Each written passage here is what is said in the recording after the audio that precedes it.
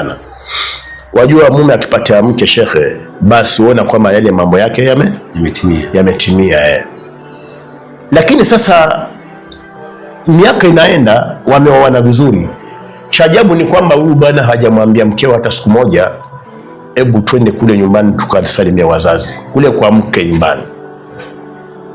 Hawajakwenda, hajajua watu wa kule kabisa. Na ajabu ni kwamba ukiuliza nini na miaka mingapi kutoka mlipoana, kwambia ni miaka 20. Allahu Akbar. Lakini huyu bwana hajaenda nyumbani kwa bibi,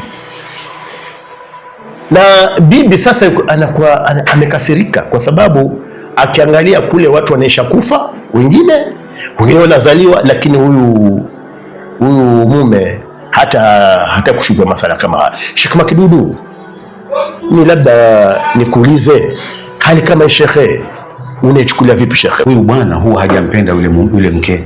Hakuna mapenzi. Hakuna mapenzi. Amemuoa kama yani chombo cha kutumia kuzaa, kwa sababu sisi nafikiri ni masala haya watu wazungumza. Unapooa Sheikh Makoroma wewe, unapooa kwangu wewe, mimi ndio nimekuwa baba yako kweli, na yule mke wangu amekuwa mama yako kweli, na huyu mtoto wangu baba yako ndiye baba yake. Sasa kweli, yani exchange. Naam. Sasa wewe umeoa msichana, baba yake ulimjua siku ya ndoa mfano, na imemalizikia hapo, na kwao pia ikamalizikia hapo mfano, iwe ni bahati umemuoa huko, pengine ndoa haikufanywa huko pia, na singine imetokea hivyo, ndoa haikufanywa kule nyumbani. Sasa wewe unaniambia wewe ni bamkwe wa vipi, hujaenda kuwazuru watu wa nyumbani kwa mke? Una mapenzi gani? Kaka yake mke humjui, shangazi yake humjui, nani yake humjui, kwao humjui. Yani, na kuna misiba kama ulivyosema, watu hufa, kuna misiba, kuna harusi, hujaenda, alafu unadai una mapenzi na huyo binti. Shida yangu ilikuwa ni huyo bibi tu mimi. Basi una mapenzi naye, kwa hivyo utakuwa humpendi. Atakuwa mpendi. Maana mapenzi nimekwambia, utakapooa mke baba yako anakuwa yule babake mke. Na wewe sasa bado hujaenda kule.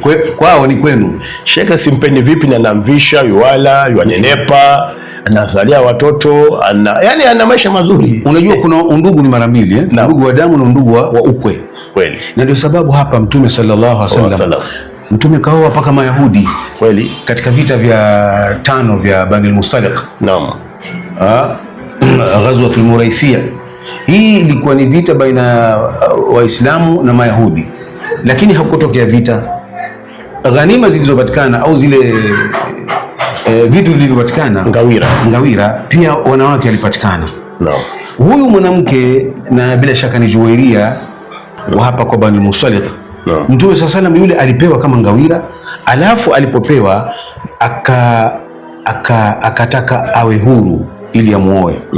Na wale watu wake wakaona raha sana kwamba huyu dada yetu akiwa huru, akiolewa na Mtume, sisi sote tutakuwa ni wakwe wa Mtume sallallahu alaihi wasallam. Angalia, wanajifakhiri kuwa wakwe wa Mtume, bimaana Mtume kaoa kwao.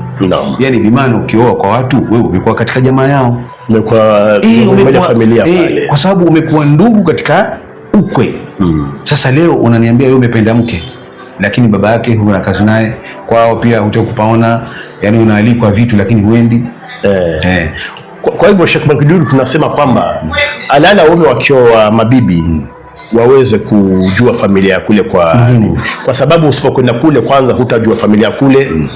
Pili pia utakuwa wale hawana imani na wewe, na wewe pia huna imani nao, nao pia utakuwa huna imani na mke pia hana imani na wewe, na wewe mke pia atakuwa imani. Alafu jambo la tatu lingine baya zaidi Sheikh, ni kwamba yani wewe utakuwa umefeli katika maisha. Kivipi? Hata kizazi mwisho utakizaa hakina mapenzi na kwao, kwa sababu utakuwa hana mapenzi na wajomba zao kule. Kwa hivyo hicho kizazi utakuwa umekiharibu.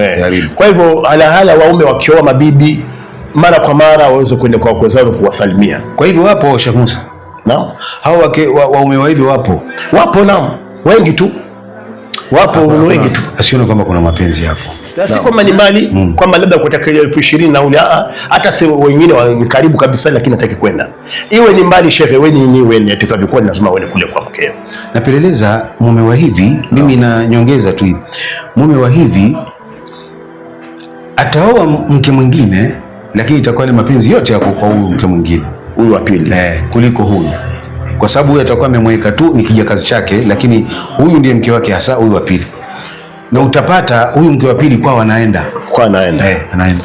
Wajua kama ulivyosema, wajua kuna baadhi ya wanaume, si wote, lakini waweza kuwa hata bibi watatu shekhe na akawa fidhuli vile vile. Kweli. Maanake yeye maumbile yake ni fidhuli. Wajua kuna baadhi ya shekhe, yeye kwa sababu ampata tayari mke yake, ulizwa ni mkali, hataki kwamba wewe nimekuoa wewe ukae hapo na mambo yako nyumbani, wewe mambo yako nyumbani. Unaona shekhe, wewe kazi yako ni kula na kuoga hapa, kwa nini unatajia nyumbani? Mimi naona pia shekhe tu na imani na mabibi shekhe. Kwanza ile imani, Mtume SAW katika maneno yake ya mwisho alisema istausu binisai khaira kabisa, yani ishini na wanawake vizuri, kwa sababu walijua kwamba kutakuwa na matatizo kama haya. Ishini na wanawake vizuri, maana kuna mapungufu wenzetu, kwa hivyo tuwe na imani na wao, si kwamba labda lakini kuwafanya nao, yani waone kwamba kuwafariji, lakini tabia kwamba wewe unamchukulia mwanamke kama mwanamume mwenzako, hayo ni makosa. Na kama unaona kwamba kuna kesi tatua, kama uwezi, njoo nenda ofisi husika wewe, useme mke wangu ana hivi na vile, kitu wahurumia wanawake shekhe.